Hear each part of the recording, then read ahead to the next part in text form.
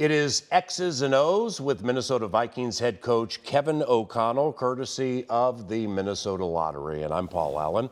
We are off a victory in Border Battle 124 over the target at which to shoot in the NFC North. The Green Bay Packers on to Monday Night Football against the Philadelphia Eagles.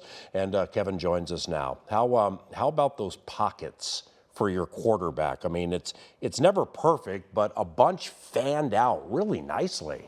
Yeah, I thought the guys, whenever you play a front like that, we know to keep Kirk clean and still be able to get enough eligibles into the pattern to try to dictate what the coverage is going to do, what ultimately, we tried to get done for Justin and some of our other guys. It required our O-line to really hold up, and I thought for the most part that group really battled, strained. We use this term, strained to finish. And I think when you go back and see even the long throw where Kirk kind of climbs in the pocket, you see Ezra Cleveland, he's one-on-one on that. And just even when the defender kind of gets an edge on him, just that strain, that extra finish, that lunge to give Kirk a true clean step up right there is really what makes the difference at that moment. We kind of went no huddle at that point and really knew what we were getting. So we were able to get to something we liked. But then it's on the players to take it and run with it and execute, and that's all 11. But the pockets across the board against one of the premier rushes in the league was a huge reason for our offensive success. Kirk's anticipatory skills are such a gift. Now, I mean, they were absolutely on display several times, throwing J.J. open at least 3 times, throwing him open. When you were with him in Washington, was that one of the first things you noticed, is that his anticipatory skills or quality? Yeah, he always, PA, had the ability to, put the ball where he wanted to and be accurate within the rhythm and timing. I think where he's really grown is we've talked a lot about feeling voids and coverages and understanding where we're trying to get open areas of grass. Because in this league right now, the way people are playing a lot of vision coverages, but with principles like our defense has, where it can look and feel like a lot of different coverages to the very top of your drop, you almost have to just anticipate within our concept we're calling what the intent is and then anticipate that green grass being open. There was a couple times where he started his arm. I showed the team some clips of him starting his arm and what that picture looked like at that moment, and then play it out from there. And there was, some hems and haws over, over some of the plays Kirk had in the game. I thought he played really well, just command, control.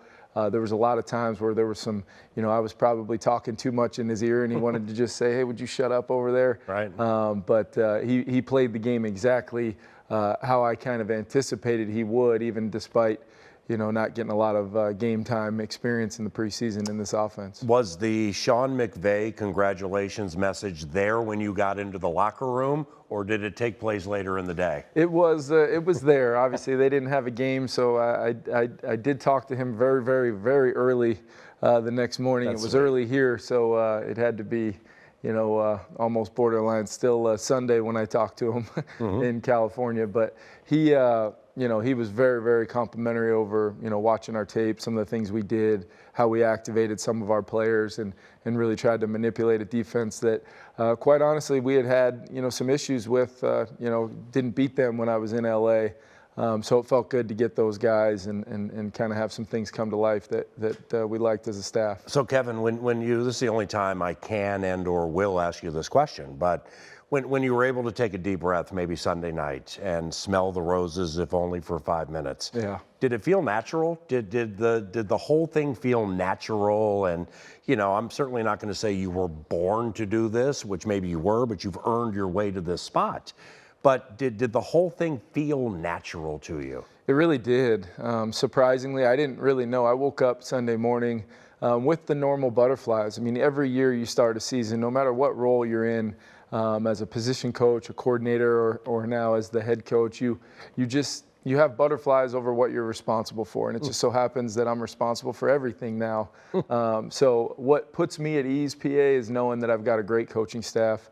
And then these players. I mean, I cannot say it enough. Just from day one, walking in this building, getting to be around these guys, trying to get them to understand who I am as a leader, who I am as a person, how much I care about each and every one of them, and then ultimately how that's been reciprocated back to me.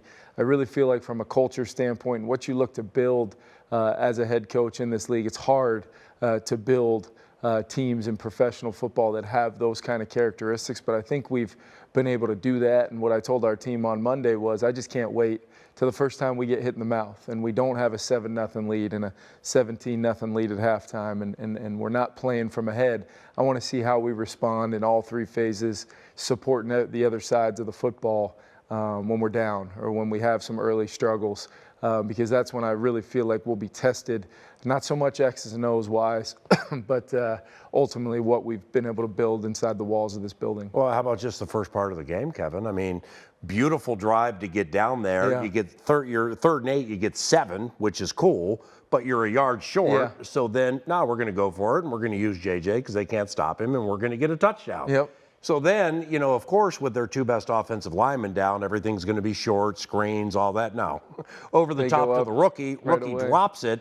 So that's like, metaphorically speaking, an entire lifetime of coaching experience in one drive and one play with the emotions. Yeah, and especially, you know, you have a lot of plays on the call sheet for a lot of downs and distances. 3rd and 8 from the 12 or 13 yard line, 14 yard line, whatever it was. There's not a lot of good calls at that point. You've got no vertical grass to attack. You haven't spent. You've thought a lot about how you're going to throw it in, but you haven't really thought about a lot in that kind of that teens area, how you're going to get a decent chunk without having vertical grass to really attack the defense. It was one of those where, you know, went to a call where I felt really good about potentially Adams' chances of at least pushing the ball forward. Thought he did a great job kind of seeing coverage, staying on the move on that shallow cross, and getting us to 7 yards. I mean, if I call something a little bit better for JJ as kind of the backside right there, maybe Adams scores by all means. So areas where I can improve showed up all over the place for me. Felt comfortable in the role, felt really, really excited to be out there with our team in front of our fans. What an atmosphere. And then ultimately to punch it in on that first drive, I think put everybody at ease a little bit, you know, fans probably included.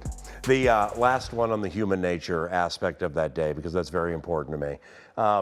Did you curse at any officials? I mean, did you have any, you know, what are we doing here? Any of those moments? I don't know. I think, I don't know if I cursed at any officials. There was a couple times where I think when JJ got called for that little push off, you know, down the left sideline when he caught the fade route there, I think I pulled one of those nice guys aside and just said, hey, you know, he's been doing his fair share of holding this whole game. So if we're going to bump him to get loose from him, let's just make sure we see it the other way too. And he kind of looked at me. Right. And then, but no, there was, you know, I caught myself at times apologizing maybe on the headset to the staff for some things that I said, and not anything different from some of the other guys that I've worked for, including the guy I just worked for recently. Yeah. You know, the famous phrase, you know, I'll always apologize, but I can't promise it won't happen again. Well, you know, one of the guys on the headsets is in the booth next to where we call the games. Yeah. I'm talking about Mike Pettine,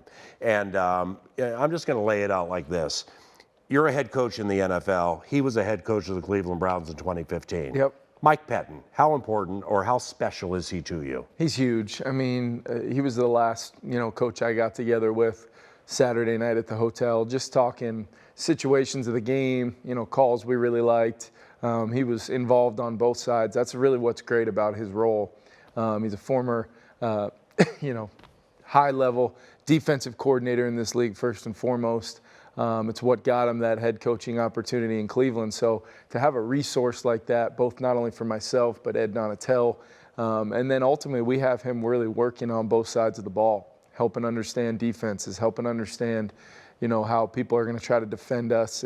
If he was playing defense after what he saw on tape Sunday, here's the things that I would make sure that I do. And then I can have that in the back of my mind as I go you know, through the process of putting our plan together for the Philadelphia Eagles. So huge to have Mike here. Couldn't imagine doing this without him. Holy cow with Jordan Hicks. I mean, you played him twice in the NFC West, and I've known about him, and I've seen him, and I've called some of his games. I had no idea he was that physical. Yeah, I think that was, you know, jumping out at me when I watched the tape is you knew he'd be all over the place. He flies around, got such great instincts. You pair him with a guy like Eric Kendricks. Those guys are completely in command of what we're doing defensively. And then But then the ball snapped, and then you start looking at this guy flying around, making tackles, being physical. I mean, those running backs, between the versatility and kind of, elusiveness of Aaron Jones, and then you look at, Dylan is, I mean, he's 250 pounds, and he's heavy, and he's coming downhill at you a lot of times with the way they scheme things up. And Jordan fitted him up a couple times, and then the multiple purple hats showed up after that. But really, really impressed with what he put on tape in that game. Really showed up in a lot of different phases, rushing the passer, in the run game and the pass game and coverage as well. So really, really happy with how the start he got off to. Now, JJ steals the show with 184 and 2. That's a single game best. But in watching it back, Adam Thielen was open a fair amount of times on some plays. Yep. Now, you being a former quarterback and now a head coach, how do you, and it probably isn't even needed with Adam, but like, how do you reassure players that it's coming your way? Just be patient. Yeah, he knew, just because we had talked about some things that we were going to get to. I was anticipating that game, if it stayed the way it did and we were able to keep at least a 2-score lead, felt good about finishing it. Maybe a little bit, a little bit more conservative, than I would have liked to be. I felt like there were still some yards out there. So I had talked to Adam about a couple concepts that we really, really liked, but just at that point in the game, didn't really want to expose, against a defense like that was starting to churn out a little bit more rush. Didn't want to expose us to any more negative plays, stay ahead of the chains and try to be efficient on third down, which is certainly something we're looking to improve at this week. But Adam knew his number was not only called earlier in the game, it's going to be a major part of our offense. We've done a nice job here, really building it in a way where these guys are interchangeable pieces that really complement one another throughout concepts, and it may change week to week. It may be something where we can anticipate KJ or Jalen, either one of our Jalens, coming alive, as well as obviously Irv Smith and Johnny and Ben. And then you saw us get the ball in the hands of our running backs. I mean, we've got to continue to find ways of getting those guys touches in space, because they're as good as anybody we got on the field. I think an underplayed facet of the victory, at least in my opinion, is how willing your corners were to tackle. They were willing tacklers, and I'm not saying corners, well, yeah, I am saying corners, they don't necessarily want to mix it up and tackle, but they will. Yeah. And then you think of the totality of the offseason and the way the rules are structured, and you got a short training camp and the joints, and nobody plays in the preseason. So, like, what are some keys to getting those guys to tackle as well as they did? The first key and the most important key is to be willing. And I think that was a major difference in the game. I thought our corners' willingness to come up and be part of the run fit at times, you play all that shell coverage, corners need to be a part of the run fit. And that's just the facts of life in this league with how people want to run the football now. And I thought both Pat P and Cam had some real physical finishes at the point of attack on both of their running backs. It was a huge part of what we thought it would take to win the game, is limiting those guys' ability to be explosive once they did get out on the perimeter, bouncing runs. And those guys showed up and made some plays that, quite honestly, we were able to make offensively, getting our guys on the perimeter a couple times, and Dalvin Cook in space, and those guys, instead of it being a 4 or 5 yard run, Dalvin's turned it into a 10, 11, 12 yard run. And I thought those were huge plays in the game for us offensively, and then maybe even bigger defensively when our corners made those plays. Kevin, what do you like about C.J. Hamm on offense and special teams? Yeah, I just think his versatility in really both phases. We threw him a screen in the game. He was major focal point of our run game, both in the early parts of the game and then how we finished the game. I thought that 4-minute drive to eat up that much clock at the end of the game, make them use their timeouts. Would have loved for Dalvin to stay in bounds on that last run on third down to churn out a little bit more clock, and we talked to him about that. But ultimately, CJ's value, versatility, he can do everything. He's a Swiss Army knife in its purest form of really being a weapon in my mind. And I'm going to use CJ all year long. We're going to hand him the ball. We're going to throw it to him. He's going to do his fair share in the pass and run blocking side of things. And then ultimately, he's our special teams captain for a reason. He's a 4-phase guy that consistently is leading that group in a way I think that has elevated the play. A lot of those guys on there. I think of like guys like Metellus, guys like Brian Asamoah, guys that continuously have improved. They've got great skill sets, but now they've got a legit elite leader leading that charge on teams, and CJ has a huge impact on our team. And speaking of special teams, Greg Joseph and Yep. those the three-step kicks that we saw in the preseason, they're pop-ups by design. Yep. What makes them effective? Well, they're pop-ups by design, but they're going all the way to the goal line. Right. You know, there were, for years and years, you know, you needed that 10-step head start just to get it to the goal line. He has such a strong leg. He's able to lift that ball with extra flight to drop down right on the 1 or 2 yard line. And our coverage teams are within, 25 yards of the ball at that point. That makes it really hard on teams to truly get their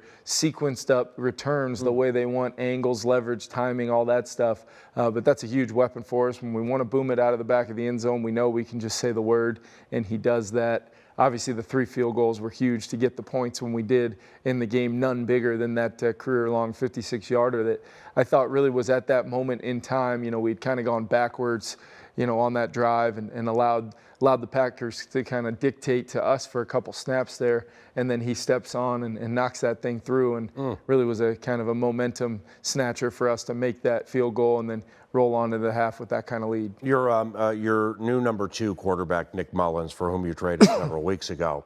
What are the tricks and/or keys to getting the 2 ready for games during a week of practice where you don't have a ton of time to get the 1s ready for a game? Like what are the, well, I mean, you would know better than anybody. Yeah, I think what Nick did a tremendous job of, he did 2 things really, really well last week in practice. He simulated Aaron Rodgers every snap count, cadence, his ability to throw all levels of the field. Running the scout team. Yeah.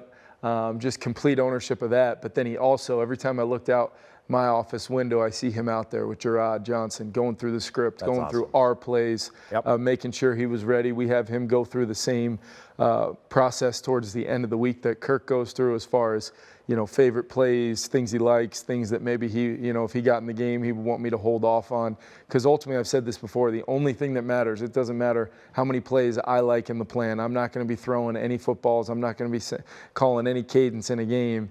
I'm going to call the plays that I feel give us the best chance to obviously have success, but it's got to be something that the quarterback's comfortable with, so that they feel like they're at the, their highest levels of, execution for what really makes our whole offense go.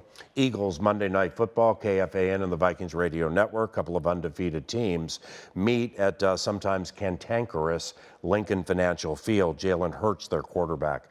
Jalen the runner. How much do you anticipate preaching contain this week? Yeah, you got to account for him. You got to account for him in their design runs, both zone game, misdirection. He is a major, major focal point for us defensively, because he impacts the game so many ways. And then I think he's incredibly, improved as a passer from when he first came out of Alabama, and I think that's a testament to the way he's being coached, the system they're running.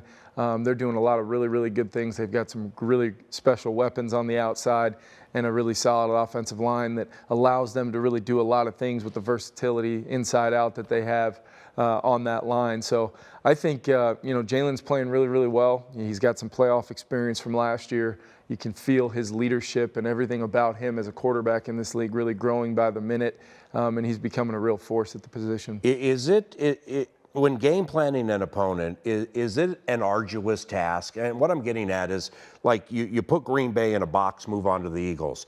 Whether it's quality control coaches or whomever, how much of an arsenal of prep do you have when you get into your week?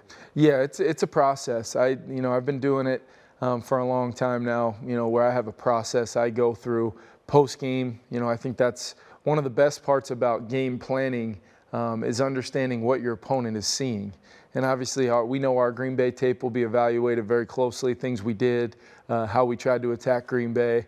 But at the same time, understanding totally different defensive structure in a lot of ways. There's some similar aspects of what they want to do defensively, but we've got to treat each opponent as its own and understand that's where, by the time I get to the tape, I'm normally a little bit behind. Some of our coaches, the quality control guys, have broken down that tape. They normally have a good feel for what we're going to see. And then ultimately, we've got a great advanced scouting department here on Kwesi's staff. Those guys do a great job meeting with us, give us a rundown of personnel, what they saw at the game. We have somebody at their game always the previous week. and then ultimately we can kind of then go tie it all together, which we're doing, throughout the early parts of every week. With the Eagles, do they aim to put stress on the run defense, or was the 216 at Ford Field a game-specific product? No, that's going to be every week for them, especially with Jalen and his impact. Obviously, Miles Sanders is, in my opinion, I've always had a ton of respect for him and the versatility at which he can impact the run and the pass game.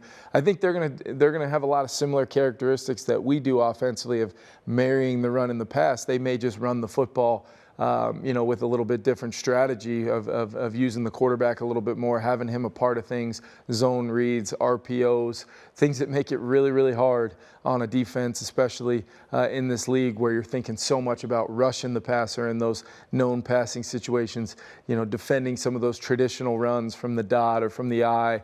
You're not going to see a ton of those. You're still going to see some, enough that you got to practice those, but then you got to make sure you're covering up all the, all your blind spots in regards to having an answer for when that quarterback pulls the ball, when they're going to leave people unblocked, and read those players. So now they've got one more hat, play side on a run. It is very, very difficult. Much like in a lot of ways, you hear college coaches talking about playing up against Army and Navy in the triple option, because it's different when you go week to week. When you see Aaron Rodgers and Tom Brady and Matthew Stafford's playing a certain way, and then all of a sudden you play Jalen Hurts or Kyler Murray or these guys that can impact the game differently in an elite way. You got to have a plan for it. Congratulations. Best of luck in Philly, and we'll chat next week. Yeah, thanks, PA.